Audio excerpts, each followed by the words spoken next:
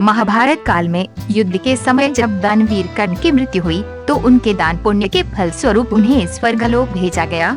वहां उनका खूब स्वागत सत्कार हुआ, लेकिन भोजन के समय उन्हें सोना चांदी और आभूषण परोसे गए। कर्ण इस व्यवहार को समझ न सके और उन्होंने देवराज इंद्र से पूछा कि हे स्वर्गाधिपति, यहाँ मुझे भोजन में सोना चांदी और आभूषण परोसे गए हैं, लेकिन मैं इनका सेवन नहीं कर सकता। मेरे साथ इस व्यवहार का क्या कारण है?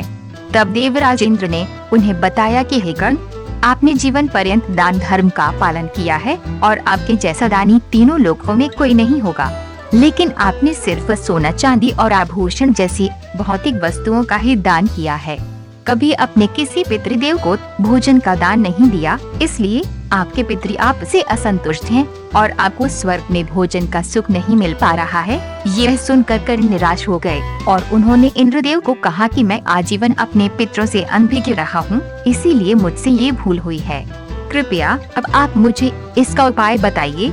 तब इंद्र ने कहा कि आपको अपने पुण्य कर्मों के कारण 16 दिनों का समय दिया जाता है। इन 16 दिनों में पृथ्वी लोक पर जाकर अपने पितरों को भोजन का दान करें, उनका पिंडदान करें और तर्पण करके उन्हें संतुष्ट करें। इससे आपको स्वर्ग में हर तरह की सुख सुविधा के साथ भोजन का सुख भी मिलेगा।